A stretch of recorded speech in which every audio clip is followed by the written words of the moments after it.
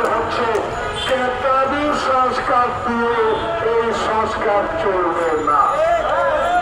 সংস্কার হবে নির্বাচনের জন্য, সংস্কার হবে আমার মত আমি দেব, সংস্কার হবে দিনের পর দিনে হবে।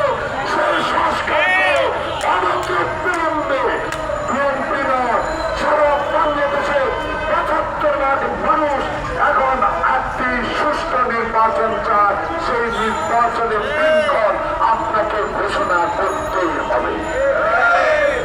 আমরা জোর করে ক্ষমতা যেতে চাই, আমরা হাসিনার মতো ফ্যাসিস্ট হতে চাই না, আমরা গণতন্ত্র হত্যা করতে চাই না, আমরা জনগণের সেবা করতে চাই। সেই জনগণ বাংলাদেশ জাতীয়তাবাদী দলকে ক্ষমতায় বসিয়েছিলেন, সুষ্ঠুভাবে দেশ পরিচালনা করেছিলেন। হাসিনার মতো ফ্যাসিস্ট সরকার পৃথিবীর ইতিহাসে আছে কিনা আমি জানি না।